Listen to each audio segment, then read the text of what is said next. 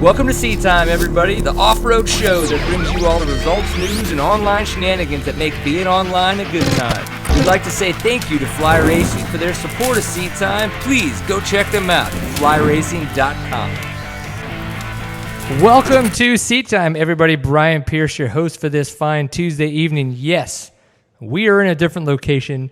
It may sound weird, but holy shit, does that not look awesome behind me, Dalton? It does. What do you think? It does. Yep, we do trust in creativity. We do. In creativity, we trust for sure. So, if, of course, you guys are wondering, we are at our new space that we've started to rent at here. It's a place called Creating in Cahoots here in McKinney, Texas, that is opening up that Steven and I do have a hand in, but as Seat Time will just be a portion of all the stuff that goes on here. So we wanted to try to get over here tonight to kind of start working out a lot of the kinks. We know we've got some audio stuff to go on. Right. It's kind of echoey, all that stuff. But we're going to work through it. We're going to figure all that kinds of stuff out and continually to make progress and make things better.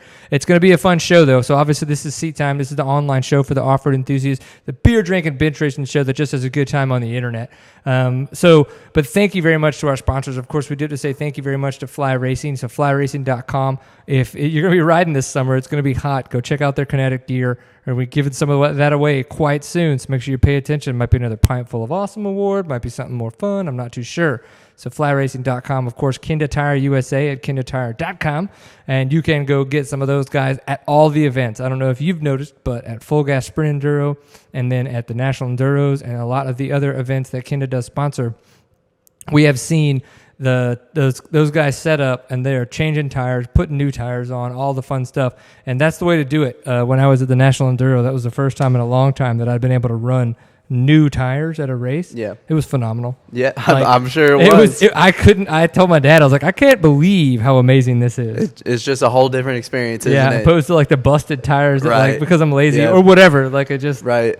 I mean, I'm sure the new tires paired up with good dirt is just a phenomenal combination. Yeah, it was pretty intense. Even you probably couldn't find here in Texas on the hardpack stuff, even with new tires. It sucks. Yeah, exactly. So kendatire.com, and of course, go to your local dealer and check out the Equilibrium tires. Those are great tires. So if you're looking to have some fun on those bad boys, this is definitely a place to do it at your local dealer. SRT Off-Road, you can find those guys at srtoffroad.com. All the fun stuff to make sure that your bike doesn't get dinged up, stays the way it's supposed to, so you can then take those pieces off afterwards and sell it, and it's that much more pretty. What's even great about that is you can go buy it online at their website and get it shipped to your house, or you can go to your local dealer, and your local dealer can easily get that from a lot of other suppliers to have that right there to be able to put on your bike. And you will see me at TKO this year, which is a hard enduro and very rough on the bike, and there will be a lot of SRT products on that motorcycle to keep it safe. So definitely, come check my bike out, come check out Corey Grafunders and some of the other SRT off-road guys, or go check them out at SRT Off-Road. So thank you for their support. This is Seat Time. You can find us on our site, which is seattime.co. If you enjoy audio only, audio is available on iTunes or Stitcher. You can go to one of the two.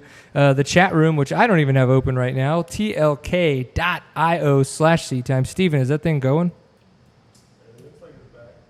All right. Well, that's okay. Excellent. That's a start. Yep. Well, I'm in there, and that doesn't mean shit, so there it is. And then, of course, one of the things, too, the way to help kind of support Seat Time is to go to the website, seattime.co, and click on the Amazon banner and then go purchase things on Amazon. So if you were to do that before you buy anything, that's just going to give us a little kickback. You're like, support Seat Time. Click on that link. Doesn't cost you anything extra. And then it helps us out a little bit. So right? Help out what you like to if watch. More people did that, we could pay you gas money. Click on that Amazon banner. Click on that Amazon banner, right? Right. Would that not be sweet? Every time you came over, it was like, here's a 20. That would be nice. It's their fault. Let's blame them. Well, we will totally blame them. We'll blame the audience. The Trail Jesters are in the chat room. Love it. It'll be fun to talk about the Trail Jesters because of the fact that they did really great at a lot of their boys did awesome at the Full Gas Sprint Enduro this past weekend, which was an ISTE qualifier for the East. So, nice. And those guys have been to the ISTE before. made a cool documentary, had a lot of fun, did some good stuff like that. So excited. Thank you for being in the chat room. Look forward to chatting with you guys a little bit more. Timesheet, no, close that. We're going to go straight into our dirt buzz before we go ahead and chat with Mr. Layne Michael, who did win the Full Gas Sprint Enduro this past weekend. So at the Full Gas Sprint Enduro, round 3 at the Boyers Farm, Romney, West Virginia. So Layne Michael in first, Daniel Milner in second, and Thad Duvall in third. When you see fourth overall, though, was Josh Toth. Toth? I'm going to go with Toth. Let's go with Toth. Toth.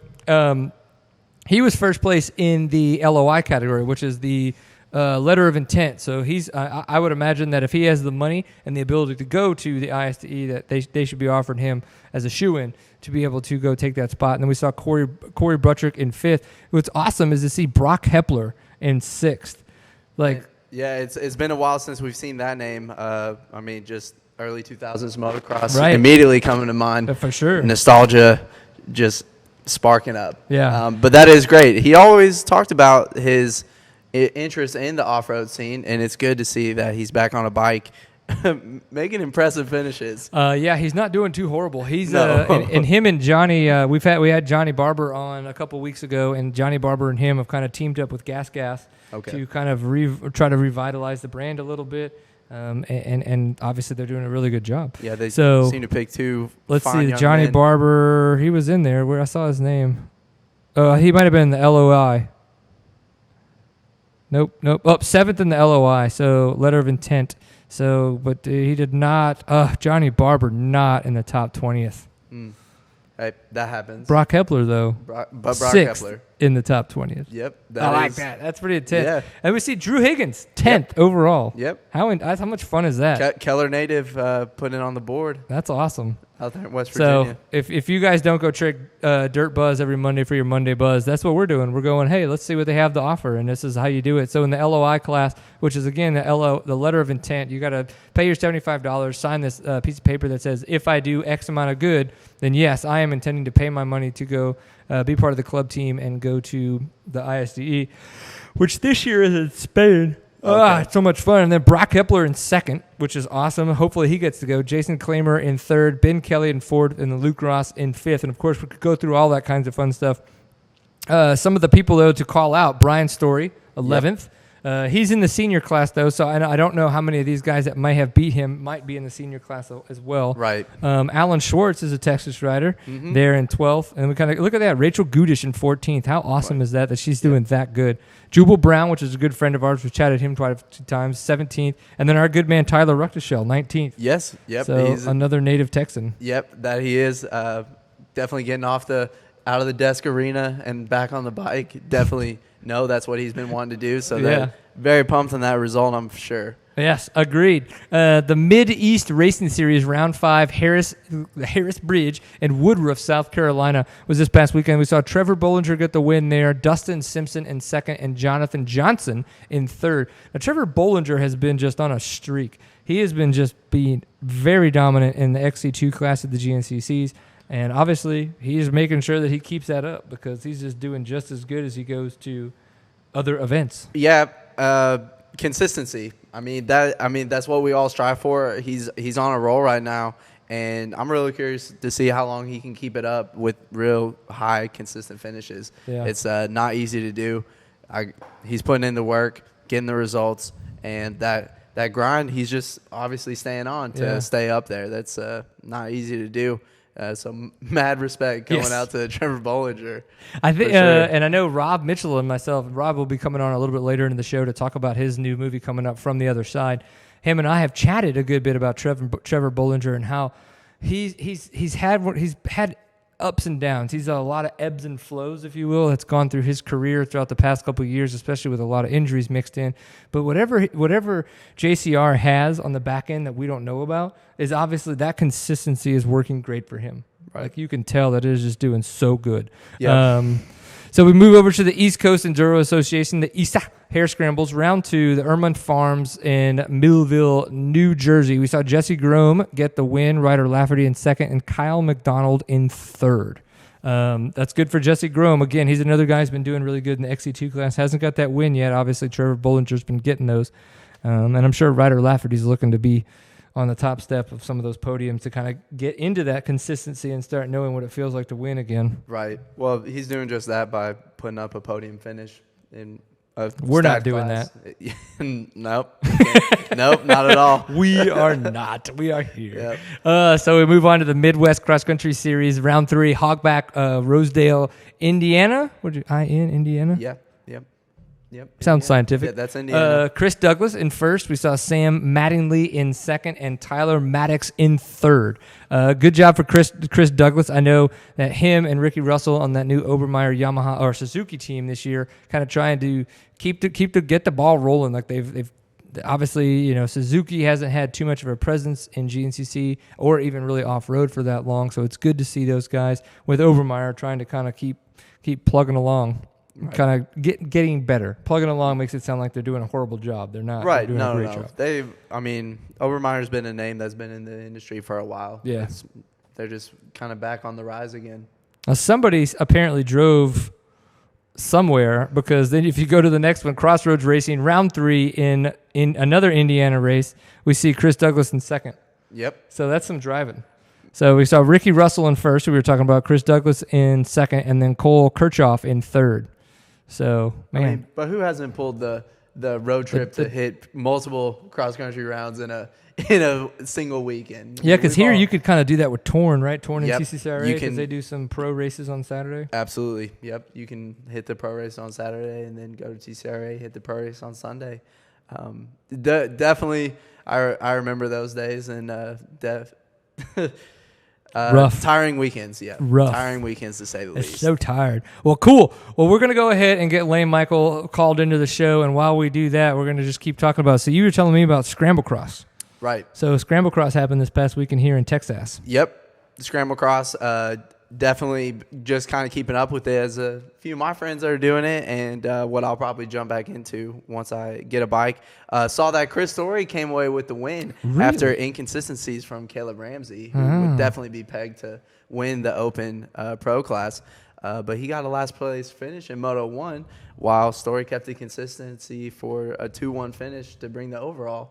So really interesting races, definitely not challenging tracks, but then puts all the emphasis on your strategic racing. Right. It's a really interesting format, and definitely totally different than everything we have right now. Right. And then it's Scramble Cross, it's not off-road in the sense of what we kind of see today, right? It's a little bit more of like more traditional old school motocross tracks. That's exactly what it is. And I kind of falter at the people that talk about how boring it is, because in the end, it's a different genre of motorcycle racing, and I would assume everyone loves to get on a motorcycle and try to be the best that they can on a motorcycle, and Scramble Cross presents a very interesting set of challenges and things you have to consider as you're racing around against other people. Right. It's really interesting stuff. I definitely dig what my kid and them are doing over there, and their actual attempts to increase the number of locations that they're using, as well as move it into an indoor setting in the future. Whoa. Yep, they've been experimenting with that. I saw what they had done at their banquet. They set up a little indoor track. It looked very at the interesting. banquet. At the banquet. Yeah. That could be fun. Yeah. I've only had 4 beers. Is it cool if I ride? Oh, and they were all down with it. And it was, it definitely was a good time. I was like losing my mind. I didn't have a bike there. And who was losing his mind was my dad. Absolutely. Oh, yeah. Because it's a big flat track TT. Yeah. Yeah. It'd have been like I'm all over Oh, it. my God. I wish I would have seen it. It'd have been fun. Interesting. Yeah. Well, all right. In FTOS, Chris Douglas talks about why he runs multiple locals in a weekend. Ooh, that sounds like Rob Mitchell is going to come in hot with some stuff that's going on. So, dude, Mr. Layne Michael, how is your evening going, kind sir? It's going well, man. Just out here, I came down to Mooresville, and I have a trainer down here, Caleb. Caleb and I, we train with Travis Beam at Living Extreme Sports, and actually today we went and did some motocross riding with the Joe Gibbs guys with Barsha and Nicoletti. No shit. Yeah, so it was pretty cool. We rode with them a little bit last year, and then obviously Caleb and I both got hurt at 6 days, so we haven't even touched a motocross track until today, and we got thrown in the middle of their motos. So it was pretty sick, though. It was a fun day. They were like, "Hey, would you mind being kind of our top 40 guys? Would you be our gate fill for the day? We're just gonna pass you a bunch. Is that okay?" And you're like, "Yes, that's totally fine." Yeah. Yeah. No, it was a real fun day, man. Oh, I bet that's got to be a fun day. So, we had your teammate Ryan Sipes on a couple weeks ago to chat with him about the whole coastal racing team. I'm gonna want to talk about that, but it's just like, it just happened, so it's still fresh in your mind. You got the overall win at the Full Gas Sprint Enduro this past weekend. How has that been for you? I mean, going into the weekend, talked to a lot of you guys, and we're all head cases in that sense. It's like, I just got to be able to get consistency to win. But, look at this. You haven't been on the top of the box, but you got there now, and you're kicking ass and taking names. So what was that like? Yeah, it was pretty cool. It was pretty funny how it worked out. I didn't want to make the drive up. I was in North Carolina and training, and then Barry got a hold of me and said everyone from the team was racing it. So I was like, I guess we better make the drive. Yep. So I went up, and I knew Milner would be good, and obviously Sipes. I mean, he won 6 days this year, so obviously he's no slouch himself. Yep. And then Duvall, and I mean, there's a handful of dudes that's really fast, and they've been racing them all year, and I haven't ran one of them. So I didn't really know where I'd fit in. I just showed up, and the first cross test actually went really well. It was fresh, and I ended up, I think I was the second rider out. So I kind of got to just ride my own lines. I rode really well, and I think it only put me down 2 seconds off Milner right there. So then obviously the enduro test was my strong suit. It was kind of rocky, and I just kind of, I don't know. No one really had much for me there. I mean, Duvall, him and I were really close. I think it just came down to mistakes, and he ended up making some. I think he had a few bad tests, had some falls, and I just kept it pretty consistent. And, like I said, I was normally winning those over Milner by, 10, 15 seconds. So it was pretty wild. I mean, I never expected to beat all those dudes. I mean, like Duvall, he's a wood specialist, always really good in their rocky stuff. And, I felt like I was riding slow, but it was a perfect weekend. I didn't touch the ground once, with my body. So it was wild. You don't have many weekends like that. So it was really cool. Yeah. So you're a good candidate to ask how technical the event was. Well, maybe you're not, because I'm going to want to know, though, how technical was the event. But it's tough because, some people were saying that they thought that this was the most technical of all the events so far. But with you not having been to the first two, it's tough to kind of go off of. But if you were just to go, oh, my God, it was or wasn't technical, what were your thoughts on that? Yeah. No, I mean, I ran all of them last year except for Big Buck. I mean, all the enduro tests are normally, pretty fast and not normally, real technical. Like, this was actually the most challenging one. We had rocks. Like, you couldn't just pin it. You actually had to use throttle control and pick lines and, not just be able to go wherever you want and just hold it wide. I mean, you had to be smart and push where you could and then maintain where you couldn't go wide open. So I think that's why some people obviously struggled. But then, I mean, you saw the ones that's ridden woods a while and were real good, and the more technical and challenging stuff where you actually got to use your brain a little bit and pick some lines instead of just holding her wide. Yeah. Yeah, there was a good, in the highlight reel that Rob Mitchell put together, there was a really good rocky section. And I don't know which loop that was in, but it was neat because you guys did have to kind of, legitimately pick your way through a rock garden. It wasn't kind of like, oh, it's some loose baby heads, I'm just going to get on top and kind of just skirt and see what happens. Yeah. You might know the one I'm talking about, though, because it was the one that he caught Wally Palmer crashing in. Yeah. Tell me about that, because that seemed like it was what you're talking about. Like, if you went in too hot, it would catch you off guard and kind of ruin your day. But if you were smart about it, it seemed like you could pick a decent line.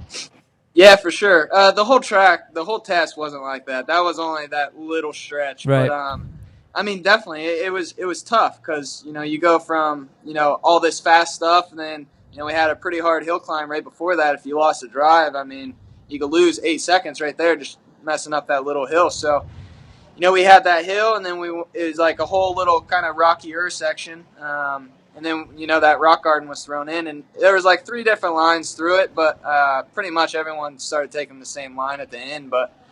Yeah, it was tough. I mean, like I said, you had to use your brain. It's not like you could just, pin it through that. I mean, old Wild Wally Palmer, he tried. He showed what happened if you kind of pinned through it. But, yeah, I mean, you just have to be smart and stuff like that. It's just the way I look at it is you're not going to gain a lot of time there, but you can obviously lose a lot. So I just kind of, tiptoed through that because, like I said, you're not going to gain 10 seconds right in that one spot, So, I mean, all the fast guys are pretty much going through the same speed. So, right.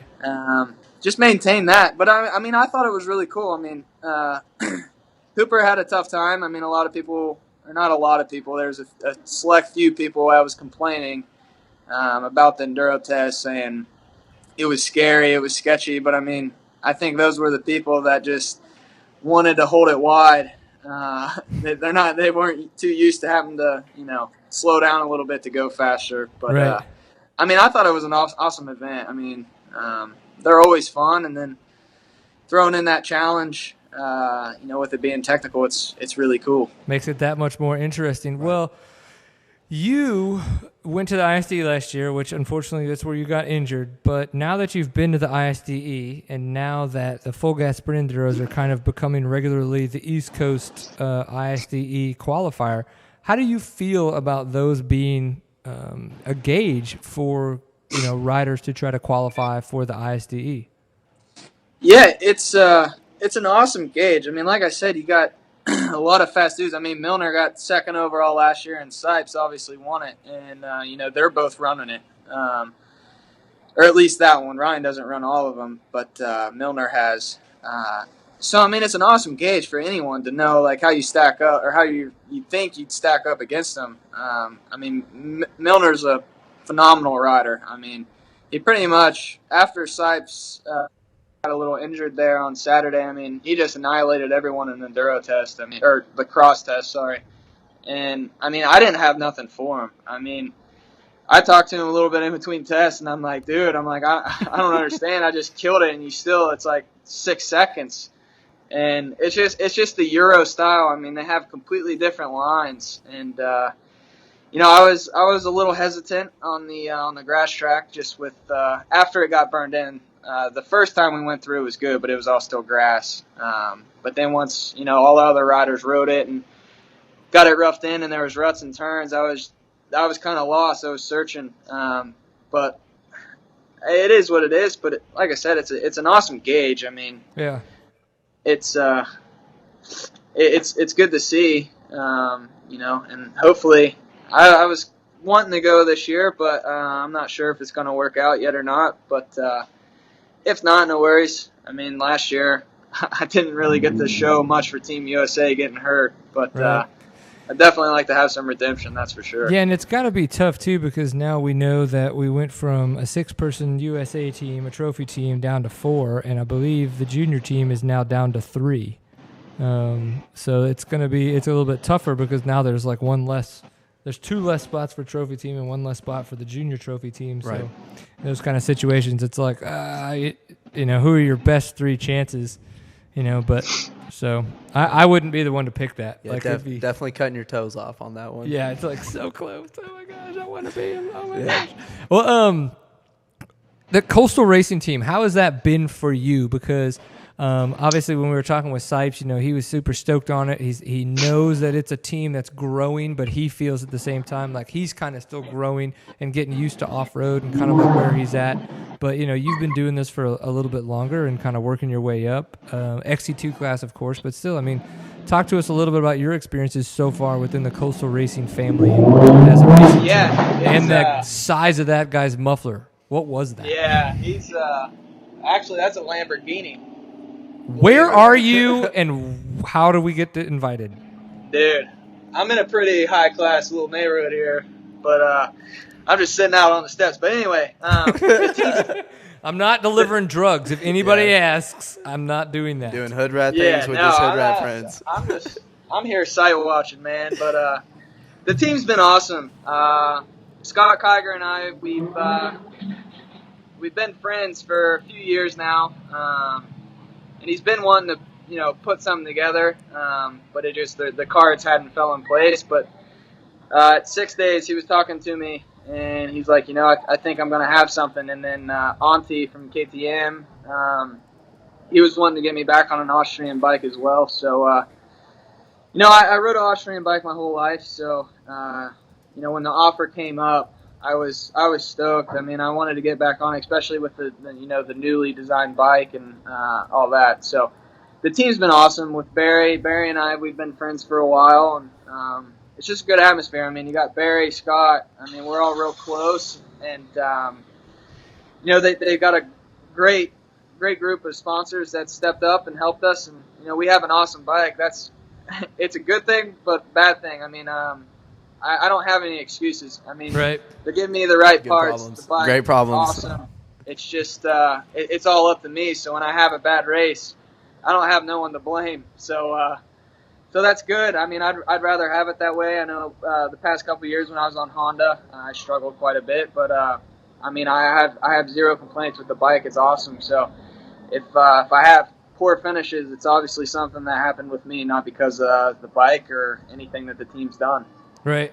Mm-hmm. Yeah, I've been really impressed with the way that everyone's done on the Husqvarnas. You've seen Thad has done really well, and Thad's always been a Honda guy for a long time. Mm-hmm. Ryan Sipes is on KTM's. Kind of could be considered the same bike, but it's maybe the way that you like now they're a tad bit different. Like when you get them, and so you kind of got to do a little bit more to set them up and everything. Yeah. But everybody that's been kind of moved over or that's gone over to Huskies has really seemed to be extremely happy on the bikes. Yep. You don't seem to be weird. No, you don't hear a lot of negative feedback from it, from the move over. Really, the only person I can think of that's ever kind of felt a little weird on it was my brother, and he gets no credit in my book. He's not that good. he's a younger brother. I mean, exactly. It's like no, come on, D, man, don't be an idiot. Yeah, he didn't put enough twist time it harder, bitch. Because I rode it a little, and I was just insanely impressed. And every big name rider that I've seen make that transition over to them has come into success. Jason Anderson. Yeah, I mean off-road moto. I mean, it just all the guys. Yep. I mean, you don't see just like just tanking. No, they're coming into Kicking fruition eighth. and getting to the top of the box, as seen here. Yeah, I am Layne Michael. I was on top of the box. Yep. So what's coming up next? You got more GNCCs. You got more. Are you going to be doing any national enduros? Are you going to be hitting all the full gases from this point forward? Right now, I'm really only contracted for GNCCs. When I got hurt at 6 days, I didn't really even get on a bike until January, and then I had a mishap when I was down in Florida, and I ended up crashing and landed on the wrist that I just started riding on, and I thought I re-broke it. I had to go and get X-rays again, and I mean, that drive to the hospital was a pretty depressing one, to say the least. But, luckily everything checked out good. I just sprained it real bad. So I was in a splint for another couple weeks and then, took back off. And they were wanting me to do a couple warm-up races, which, I mean, it's not a terrible idea. But at the time, I'm like, I don't want to risk, falling to win, $300, for a local payout when, I had the GNCCs. But now the wrist it's a lot better. It's still not great, but I mean, I don't notice it when I ride, so that's really good. So I'll start doing more races for sure. I definitely GNCCs is the main one, but I think with my showing at the full gas, I think I'm going to get a little more pressure to start running a couple of those throughout the rest of the year, which I'm fine with. I mean, I really enjoy this, so. Like I said, that's not going to be a problem. But, yeah, I mean, whatever comes up. I've actually never raced a national enduro. But, I mean, I'm not gonna shy away from one. I think I'd like to do one eventually. So, I mean, this year might this year's just as good as any other, I suppose. Yeah, I would check in with Ryan because I know he as well. He doesn't follow the series by any means, but he does reach out every now and again and does a couple when they're close to the house, and it works out. I think they're fun. I think it's just such a fun. I think it's such a different atmosphere. It's you get the same family kind of fun, friendly vibe of the full gas sprint enduros, but just with a little bit longer, different kind of test, and just the different style of racing. So, right. But yeah, I mean, I grew up doing traditional enduros, and now that the national enduros are kind of the different kind of sprint style, it's hard to use that. The non-timekeeping style, they're really fun. So I think you'd have a good time doing them. So you should make it happen. Yeah, it'd be cool. I'll try to pick a close one and see how it fits in the schedule. And like I said, I think it'd be cool. Like I said, I've never tried one, so I guess this year's just as good as any. Yeah, I know, dude. Just remember that trees can get tighter. Like everybody's like, man, it's like Josh String. Every time he's like, damn, those fuckers made it tight. I was like, well, yeah, it's not a GNCC. It's single track, like single track. So, all right, dude. Thank you very much for coming on the show again. We really appreciate it. Hopefully, you coming on the show before the ISDE and then getting hurt doesn't carry over to you getting hurt in the near future. So, we've been good luck for everybody else. I don't want you to turn the tables on us. Yeah, for sure. I appreciate it, guys. Glad I got to come on the show and just let you guys in the life a little bit. I dig it, man. We'll go take a ride in that Lambo, and you just tell us how cool it was, right? Yeah. Hey, I'm going to go try to find whoever's driving that Lambo and become friends with them. Maybe they can work me some money out. I like it. They're like, you want to fund a racer? This would be fantastic. I love your ideas.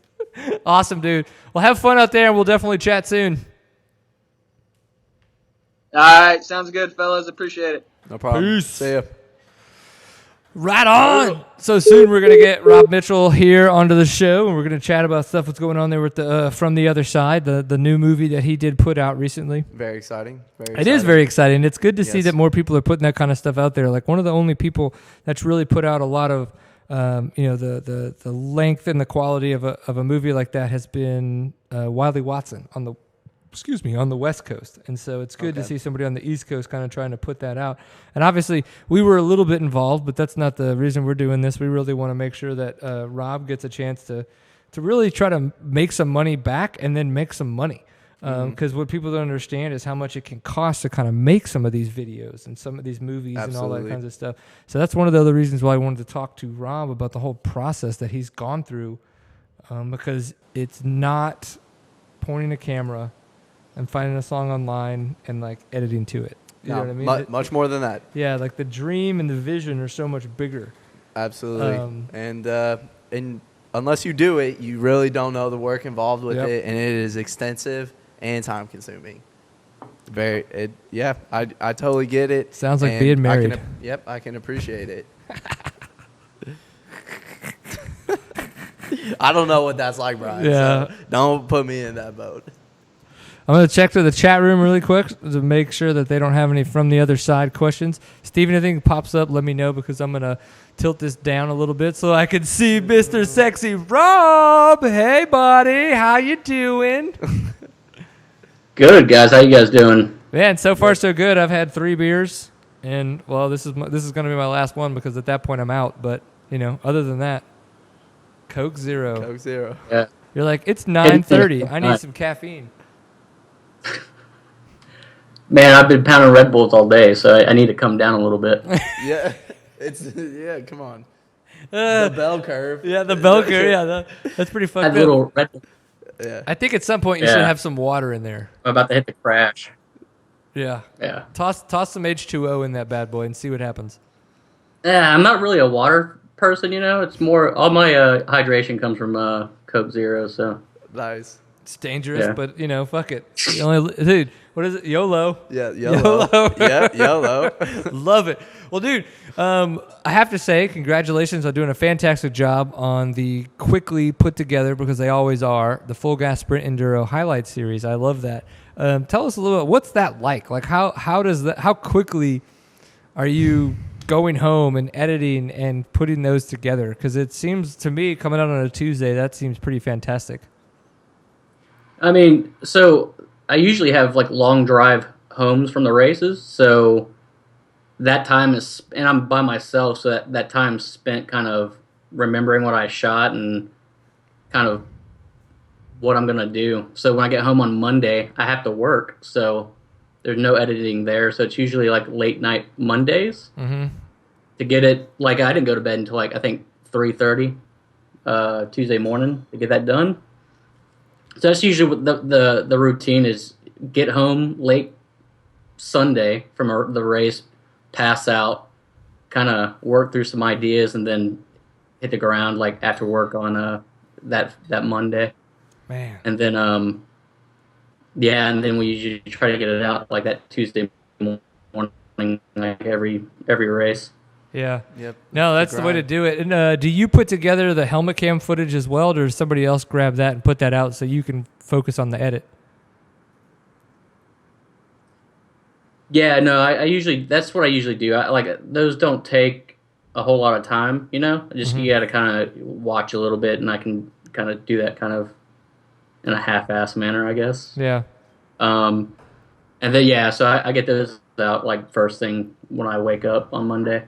It'd be funny as if it was my helmet cam footage, and I said, "Hey, just look through it, find the good stuff." It would be way shorter. Right. Like Drew Higgins is the one they put up from West Virginia. It was awesome. It was long. It was a lot of fast riding, which looked fantastic. Yeah. But if it was me, he'd like have to trim it down to like 30 seconds maybe. Yeah, it might work better for his schedule. He was Yeah. It might. Yeah. Drew was bummed on that, man. He's like, I was really slow in the enduro test. Can you post the cross test? I'm like, yeah, man, I'll get to it.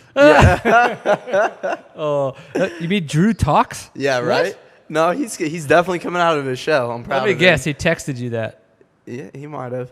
Well, yeah, I mean, Texas native here? I don't think so. Rob? Yeah. No, Rob's not. Yeah, exactly. So, Yeah. how's he going to get it? Yeah, that's true. How's he going to get it? That's It's gonna true. be text.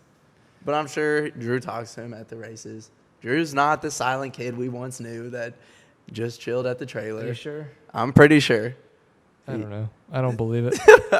I don't believe it. So, well, good job on the full gas sprint enduro stuff and getting all that kind of stuff out. I know it's tough. You make a little bit of money off of it, but just enough to kind of say, yeah, I made money. Gas is paid. Beyond that, though, what you've tried to do, and I think it's extremely honorable, is the fact that you've tried to make money making a movie in the off-road racing industry. Making money in the off-road racing industry, period, is tough. There's very little ways to do it.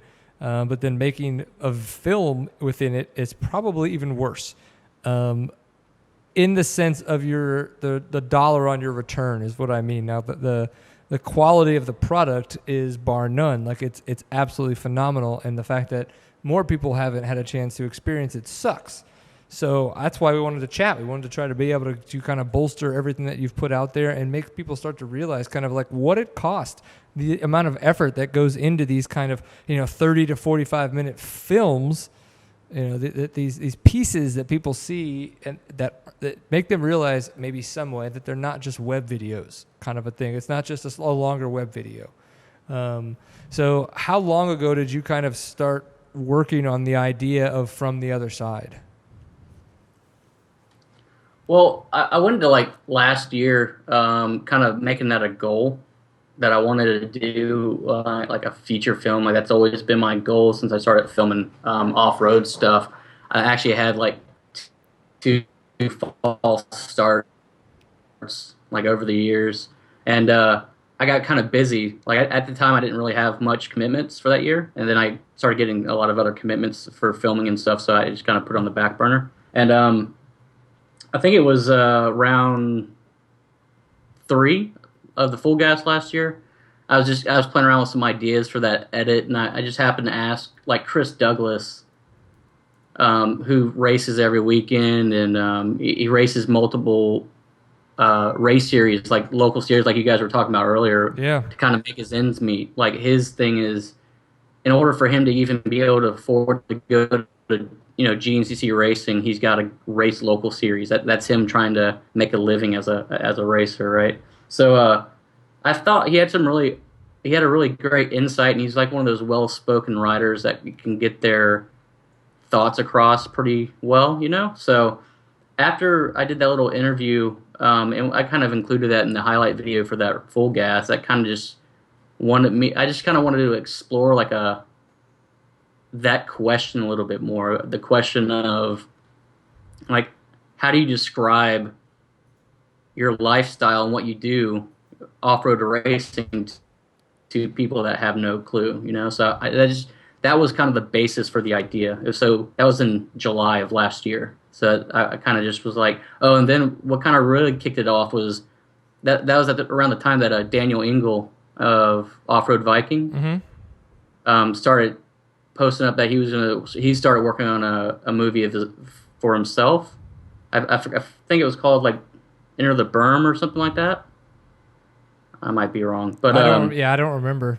Yeah, so he started production on doing something. I was like, man, I just need to do it. Like we just need more off-road films. I want more off-road films. I'm a fanboy, and there's just not, like for me, there's not enough content. You know, we got Moto like once a year, and then we got, you know, Wiley does his stuff, and that's kind of it for like U.S. off-road stuff. So anyway, so yeah, I kind of, after that full gas, I was like, man, I need to do this. I want to do this. Kind of started planting the seed in people's ear, some riders and stuff, and so then it kind of quickly came together. Not, I wouldn't say quickly came together, but it quickly started the ball rolling. And the way I do stuff, I do stuff the hardest way possible. So I didn't do any pre-production. I just kind of woke up like, I'm gonna start filming for a movie today, and I thought it was that easy, and I quickly learned that it wasn't.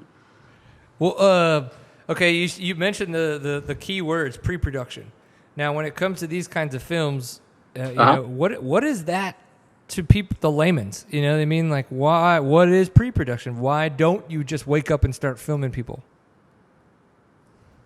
So, just to kind of give some background for myself, I used to live in Austin, Texas, and Austin has like a pretty big scene for indie filmmaking and whatnot. And when I lived there, I did some short film stuff. So I got the process down for pre-production type stuff. But again, I like doing things the hardest way possible. But pre-production's that time before you go off and just start hitting the ground running, where you plan out like budget. How much money do you have? How much are things going to cost? Like, you know, we do web videos, and we pay the second you say that you want to make money from something, the cost for everything just go up.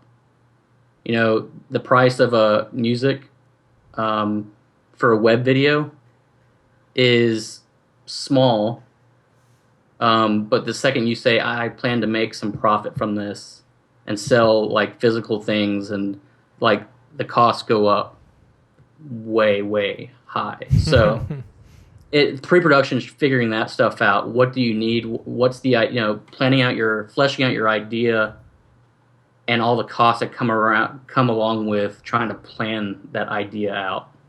You know, like, yeah. You know, lucky enough, we worked together doing the motion graphics. So that we did that. We talked about that stuff while the ball was already moving. Yep. Typically, that stuff would have been done before we got started. You know. I know, we were like, oh, how do we fit this in? Because you've already got stuff shot.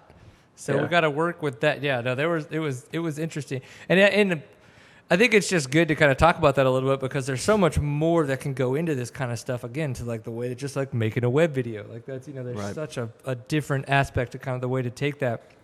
So if you were to say, you know, you were 100% in, obviously it was all your own money that you put into it, and you were like, all right, I'm going to spend X. How much percentage over that were you of your own money that you spent? So I would say, so when I did this whole process for the movie, was literally me waking up and saying, you know what, this is an idea. And I kind of sent an email off to Jared Bolton, who's my kind of soundboard for things. Which is scary in itself. Yeah, because he's super positive. Everything's cool and awesome, and then you're like, yeah, that was a terrible idea. He just sends you a picture of his cock. Yeah, The one in his garage, not the one in his pants. Yeah. Chester. Yeah. But yeah. So, man, what was the question? I got lost track. Well, like, how much more did you spend? And obviously, you can give me a percentage. We don't need to talk about physics. Like, than even your wildest idea of what you thought it would be. So this is where I kind of mentioned me doing stuff the hard way. If I was smart, I would have had a budget, right? I can afford X amount, right? Right. The way I did it was, I can afford X amount right now. So, I would spend what I had when I had it. Yep. If something required money, like the audio for music, that's a question like audio people love. Like, you can never get a straight answer about like, hey, how much would it cost for 14 tracks? They'll never tell you a flat out answer. They're like, what's your budget? And my entire problem was, I don't have a budget. It's what my paycheck allows me to kind of afford right in this moment. So yeah, tell me how much you need, and I will do my little lot lizard type job. I'll shave down the calluses and make sure that everybody gets pretty handies. Yeah, exactly. And no one works like that. You know, that's a lesson learned. Like, everyone was like, "What's your budget?" And I don't understand why. You know, I that was just a hard pill to swallow. Like, you tell me what you need, and that's just not how it works. They want a budget. Yeah. And I didn't have one. It really was determined by the money I was bringing from my paycheck, or all the money that I made from my film gigs last year went into buying equipment, travel, and all the other stuff that required to make it. Well, and the sexual favors, I had to do some of those. Yeah, but I mean, that's normal. So I wasn't really fighting it. Yeah, you were like, wait, I get to do this again? Yeah. Okay, fine. I know. Yay. I get some motion graphics for this. Okay, just putting on the lipstick. Ooh, it's so pretty. Well, favorite section of the movie, or part, or thing of the movie?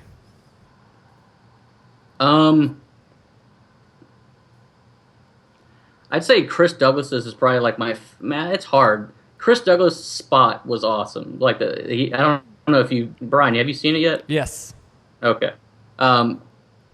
His spot was just sick, but it also it's right near a river, so the amount of light it reflected into where we were filming was kind of hard. But Chris Douglas's stuff was cool. It's always a blast filming with Jason Thomas, just because as an interview he's just awesome. Very honest. Yeah, but the biggest thing for me was Charlie, because if you guys have you had Charlie on the show before? Yes, it's been a while, but yes. Yeah, so he's not someone that's super open, right? It's you talk to him and he's kind of very shy and kind of guarded a little bit, right? And I chased him down for like 5 months. So it was like when I finally it was supposed to be a 2-day shoot, and it turned out to be like a 1-day type deal. And he was like, I think you got what you need. I'm like, all right, sweet. But hey, you're done. Yeah. Just looking back at what this, he was completely open, and like I basically, when we sat down to do his interview, I just asked him a question, like, "Hey, man, just take me through like what happened." Like, I wasn't completely up to date with the whole wrist thing that he kind of struggled with, and he just let it go. He just went. I just like, all right, I don't have to do anything here. This is awesome. And when the movie came out, Cole happened to check it out, and he's like, "Man, I've worked with KTM for a while, and I've had to do some stuff with Charlie, and he's never been that open before. How do you do that?" I'm like, "Yeah, I didn't do anything. He just, I guess we just had him on I don't know, man. I think last year before the start of the season, he was in a super awesome, great mood. I think everything was kind of everything was kind of open and everything was a-okay. And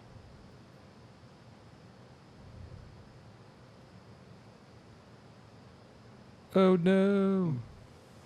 It gets weird when we talk about Charlie Mullins being a-okay. The internet shuts down. That's right. You're like, oh my god, I can't handle it. Well, what I know exactly what he's talking about though, because there's been plenty of times that Charlie's been on the show and he's been really awesome to talk with and stuff. But you can tell like there's a certain point where he kind of is like he kind of doesn't talk too much. So you still there, Rob? Yeah, I'm still here. You guys nice. Like the picture's kind of crappy, but yeah, I'm still here. We'll go with it. On that pure audio, baby. Yeah, you sound so sexy now. So I don't know. Did I get cut out? No, we got all you're saying about Charlie and stuff. So yeah, I mean Charlie. So again, going back to just the way the film came together, I had a different idea for the film than what was the finished product, and Charlie's thing was more of what that was going to be. If that makes sense. Yeah, a little bit more in depth, a little bit more look into some of the people's lives, like what you got with Charlie. Right. Yeah. Right. And that's got to be tough, man, because like you gotta be trained, and obviously you did a great job with Charlie, but in the long run, you got to be trained to be a fly on the wall. Yep. Like, it's so tough to do that kind of stuff and not be like, no, that's not a camera. Like, but I'm here in your face, like filming you. It's not a camera, though. You know, like be you. Right. So yeah, and it's hard when you don't have I've talked to Charlie a couple times throughout the years, but I don't have a relationship with him. You know, right. So it's kind of hard to show up one day and be like, "Hey, I'm someone that you don't really know. Talk to me and tell me like everything that is going on inside your head." You know, it's just that's like a constant struggle. When you're trying to get there to that place with them. You know. Yeah, it's strangely enough, even though I was the most drunk I've ever been in my entire life at Big Sky in 2013, that was the trip for some reason that Charlie Mullins and I really connected. It was one of those times where we were going through a lot of weird stuff with my son Liam and his gluten allergies and everything, and trying to figure out how to do that. And he was talking about his wife and her diets and stuff that she was doing specific for the kids and all that kinds of stuff. So him and I just like when we were chatting about that, and I'll say it, it was like, oh, we're having much more of a connection now than we've ever had before at any of the races that we had chatted with. Right. So, yeah, no, it was good. So it's timing. It's just timing. Yeah. And you gotta train yourself, Rob. Like you said, you don't know what you did, and whatever it is, you did it right. You know, and you talk to Charlie different than a lot of other people have before, and so you might just have a different kind of. You know, and two, like you had him in a different setting than a lot of other people have had him in too. So that might be Very part true. of it. Be a little bit more comfortable in his own little abode. Yeah. All right. Yeah, I mean, I really think he was in a good place. You know, what's weird, and again, I don't know. This is pure speculation on my part, but it's like his up and down start of the year. I know he had a lot kind of going on, or a lot of hopes for getting back to where he was, but it seems like he's kind of disappeared. Before the season, he was super pumped, and you can kind of get that across in social media, and that's just seemed to go away. So I don't know if that's a reflection of what's been going on with his kind of bad luck or what. Yeah, his wrist have been bothering him. And I was asking about that the National Enduro. And, you know, the National Enduro, you know, he gets a chance to have a little bit of a break. Sprint Enduros, you can have a little bit of a break, but the GNCCs, you know, 3 hours long straight. And so when the wrists give out and you can't hold on, I'm just glad he's smart enough to realize that he needs to take a break and not wait till he falls off the motorcycle because he can't hang on anymore. Right. Yep. So that's a tough mental call to make. Kind of Brad. Go ahead. I was talking to Brad Bakken, you know, throughout last year. Who had kind of not. I don't think it's the same thing as Charlie had, but you know, Brad had a pretty gnarly wrist thing going on a few years ago, and I don't think it's fully 100% still. Mm-hmm. And last year when he was doing the GNCCs, I know he had a lot of difficulties with like later on in the race with being able to hold on and that type of stuff. Interesting. Well, what's next, and how do we get more people involved with paying attention to from the other side? What's next, man? From this experience, like it's weird. It's doing pretty well on its own. I don't know. It's kind of difficult. You make that jump from making web stuff, for clients and whatnot, but you put that stuff out there for free, and then you go to asking people to spend money on something, and in this day and age, it seems pretty difficult. Yeah. Just because everything. I mean, between Instagram and YouTube and everything else, I mean, you can consume so much stuff without spending a dime. I think what I might try doing is doing a mini series type deal. And I've already kind of started planting the seed out there, and maybe exploring some of these riders' lives a little bit more in depth. So I'm thinking that might be like the next deal. I like that idea. Somebody commented on Instagram about you doing that. Did you see that? Yeah, somebody was talking about, what is it, behind the dream, inside the dream, or whatever for the GNCCs. But that could be interesting where you could do like the video on demand. So if you put out the mini series, and you say, I'm going to have 4, I'm going to have 8, I'm going to have whatever, and it's going to cost this much, kind of like Kyle Cowling has done. We bought the whole series to be able to watch it. Keeping it as cheap as possible, I mean, I think that's the way to go. I think that's the key to getting people to check it out. We did have from the chat room. I was wondering if you were going to get From the Other Side into the big screens, maybe like with Gather or some kind of industry showing or a big club event or anything like that. There's talks about doing. I don't know. There's talks of having some screenings at some races, full gas and otherwise, and so that stuff's still in the works. But we should be able to put something out there soon. I like it. Yeah, because we would love to be able to do something like that. If we could find a way to kind of do a little bit of a screening or something, it'd be fun. Yeah, and if anyone's kind of listening, they can feel free to contact me if they want to do like a local screening at their races or anything like that. We can. You hear that, internet? Just contact them. Make it happen. Yep, contact me. Contact me. Well, cool, dude. Well, we're going to be still doing the From the Other Side giveaway. We're going to give it another week. We're going to change it up a little bit, though. We didn't get too many responses, and that's just a bunch of bullshit. So what we want you to do is Max Gersten makes awesome two-stroke noises. Lots of brappage, right? We like posted brappage. Those. So what we want you to do is use the hashtag From the Other Side, and I want to see your best Max Gersten two-stroke impression. You got another week. All you got to do is make some brap noises, and you could potentially be winning yourself a copy of From the Other Side. So put that out there, have fun with it, and we will be announcing the winner next week on the show. What do you think of that, Mr. Rob Mitchell? I like it. Are you going to help kickstart it and post up yours? Oh, shit. Dalton and I both will. Oh, challenge accepted. Challenge accepted. We will, in this extremely echo environment, we will see how many brap noises we can create at the same time. Too many. Too many? It's dude. perfect. By the way, I like this setup you have behind you. Oh, thanks, man. Yeah, we're gonna change it up a little bit in the near future, but we just knew that coming into the new space and that the ladies had just finished doing. We have a graffiti piece off to our left, and then we've got the chalk art piece behind us right here that we wanted to kind of showcase it a little bit. We're super stoked on it, and why not? F it, right? Yeah, I dig it. Cool. Well, we really appreciate it, man. Well, awesome. Well, keep us in touch on how things are going. If nothing else, we'll see you in person come July at Seatime Adventures. What's going to be exciting is that Rob Mitchell will be there filming for us this year. Steven did a great job, but it's just like this way we'll have somebody who's a little bit more in tune with their focus is to film.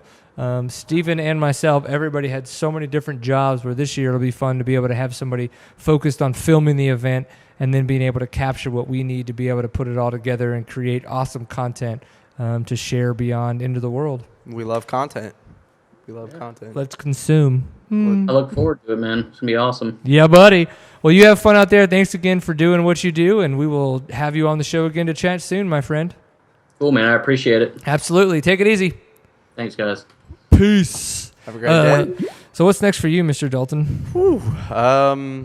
What's next for me? Just finishing up.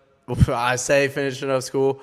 I'm taking summer classes, and I'll be done in December. No shit. Yep, I'm graduating, and I'll be done. We graduated, so that's end of 2016. Yep. You be that December? This Yep. December? This December. I don't I'm do done. math. This December, I'm done. And then what? Into the world. Into the world I travel. Yep. Back to Germany? No. No. What I'm hoping for is to head out to California with the Obey crew. Ah. That is what I would definitely hope for. I'm going to try. Has to that been see a it. discussion? No, I'm not gonna try to leech on those guys. I'm gonna prove to them that I'm the right person for the job, and I've definitely have shown that in the past. So I like it. I'm gonna work for it, and that's the American way. I like it. So That's what it takes. Where is your art on the walls? Yeah. Hey, it might be coming up. If you're going to be doing Obey, I feel like you should have some scratch paper work kind of stuff, to. Oh, I do. Yeah. No, I mean on our walls. Oh, yeah. So like, listen, look, I've already put some stuff up. Oh, all right. Okay. Look at my greatness. I will. I'll put it in the resume, and then we'll see Creative Cahoots collabs. Collabs, bro. Collabs, bro. Collabs, bro. It's not gains, bro. It's collabs, bro. I like it. Well, of course, this has been Seat Time, episode 205. It's been great to hear from Layne Michael and hear about everything that went on. Great for him at the Full Gas Sprint Enduro, and the fact that he's doing better after his wrist injuries at the ISDE last year. And then chatting with Rob Mitchell about the things that went on, what it takes to really kind of put these things together from the other side, and what to step it up from being someone who does put web videos together for somebody to create essentially a full-blown 30 to 45 minute piece. I mean, that's just an insane accomplishment. Yeah. Including the fact that I'm extremely tired, apparently. It's a different echelon. No, it's not big web word. pieces. This is feature film. It's a big word. Yep. I like it, yeah. Bringing it in hot. Such a strong individual. That'll be the episode title today. A different echelon. Yeah, different echelon. Of course, you can find us on the internet. It's seattime.co is the website. We're on Facebook, facebook.com/seattime. On Twitter, it's at seattime_co. And on Instagram, it's just regular at seattime. We do have to say thank you very much to our supporters of flyracing.com. You can find them. And then, of course, Kenda Tires at kendatire.com and SRT Offroad at SRT Offroad. Did you see how easy they all make it for us? Yeah. Just think of it with some jacked up URL. Whew, never get it. Nah, I'd be giving them some flack for that. They'll be like, gosh, I am only so intelligent. Exactly. Work Plus, with me. I mean, they got to know SEO. Come on. Indeed. Congrats to all the LOI guys that are going to be getting all their, what's the word? Like, hey, their letter, go? They're going to get, Well, they're basically going to get the pass. They're going to get they're going to be called up. Get the invite. There it is. That's what I was looking for. Yep. They're going to be called up to represent USA. USA. So that is in Spain. Yeah, that's an accomplishment and very patriotic event they get to take part in. Be fun as balls. Yeah, exactly. That's going to be nice. Who doesn't want to be? Never mind. Well, it could get weird. So Watch out. thank you, Dalton, for coming in for another episode. It'll be good to have you back in a couple of weeks, and you can see how the space has begun to progress. Right. You can have a little seat time corner, and we'll get audio a little bit better. Yeah, We'll we're just very keep excited. tweaking and I keep mean, playing. live audience could be happening by that time. We're not against it. No, it would. The beers will be flowing. Like, psst. It's not a club now. It's still a creative space. Oh, right. I'm getting creative, bitches. I like it.